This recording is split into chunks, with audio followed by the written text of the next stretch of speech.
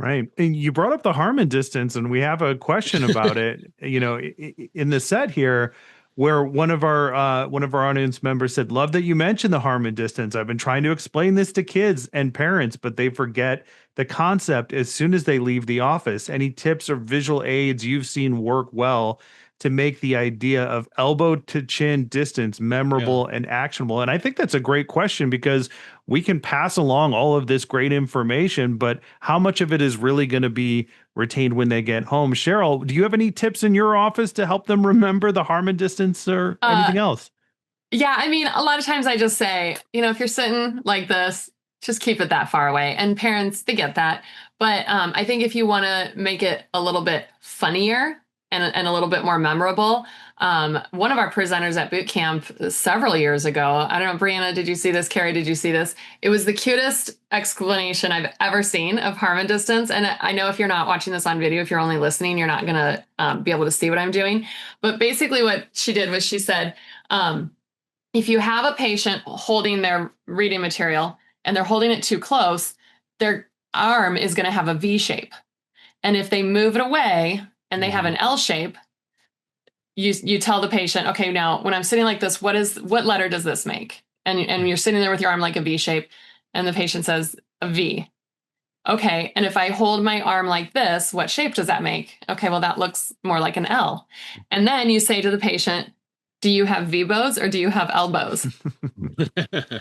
And it was just such a cute way of doing it. Yeah. And so if you really have been hammering this home and they're like, we can't remember, we keep forgetting, tell them that story and have them do it. And it's one more way for them to remember it.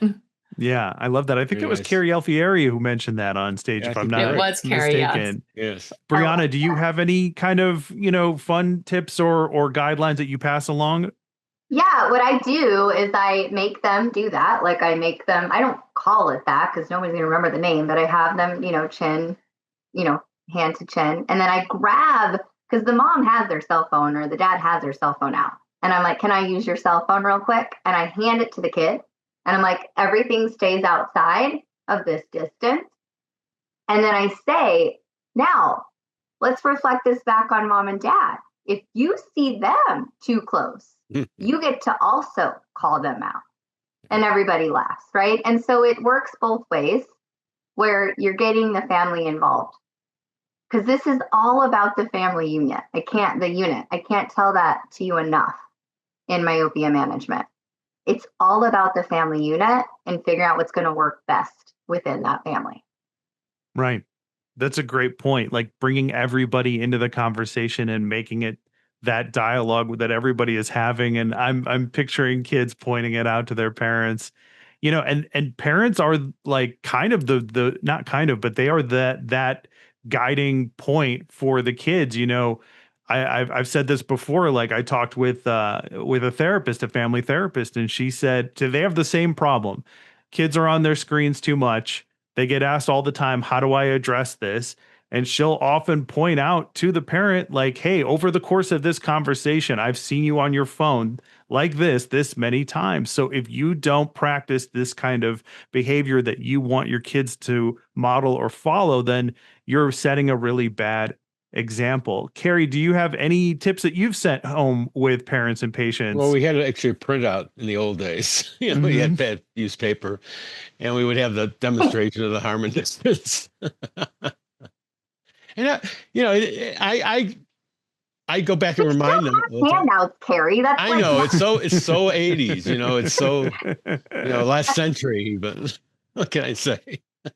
Well, at least with a piece of paper, we're not because I often think everything's got digital tools now. Everything's got you can look it up or it's on an app or there's some sort of digital tie-in. And it's like, we're trying to tell people to stay off their phones, but then all of the instructions for what they're doing is sent to them in an email. So I'm a big fan of the old fashioned paper technique. So am I, man. Keep up your paper.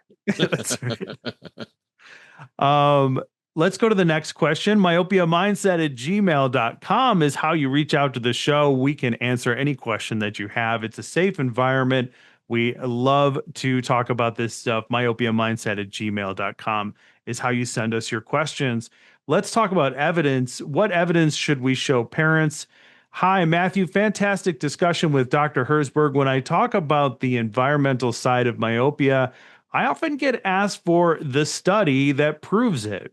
What published research or sources would you recommend sharing with parents to make the message more credible? Carrie, we're going to start with you because I feel like we have a problem right now where there's so much data and research that overwhelms the ECP on what exactly they should be handing out and where they should be directing their parents. So how do you answer this question? Well, this is not an easy one to answer because there isn't. I mean, we're still in that area of debate on whether what the impacts of all these things have on it. We as human beings are, we're living organisms, so it's hard to do studies on us that comparison deny one part of the study, children in one part of the study of this positive and expose them to the negative results from it.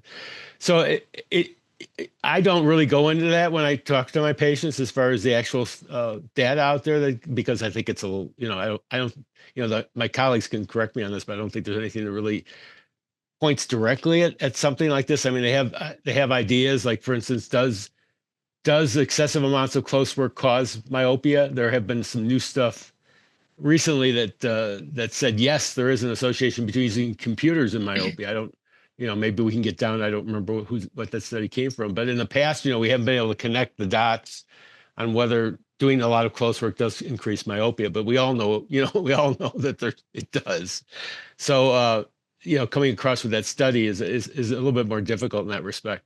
What I do though, however, with my patients is I tell them, look at, we're preventive care specialists here. And we realize that looking at close work for long periods of time is not healthy. And that you're going to develop all kinds, besides myopia, you're going to develop shoulder and neck problems and all kinds of other things that are going to happen in ergonomic situations. So it's best not to do a lot of this, over 2 hours we do know that doing over 2 hours of computer screen causes CVS in a lot of cases, and 75% of us will get CVS, and that includes kids. So, their kids are obviously doing more than 2 hours on the computer screen. So, I do reference it to other studies that I have on hand that do show that this association, that this isn't a healthy activity. If you're interested in getting the rest of the episode, consider becoming a paid supporter of the Myopia Mindset. In addition to an extended version of this episode and every other episode that we do, you'll also get access to exclusive monthly bonus episodes of the Myopia Mindset. And I know you're interested. You've made it this far. You can do so on our Substack, myopiamindset.substack.com. I'll see you at the next one.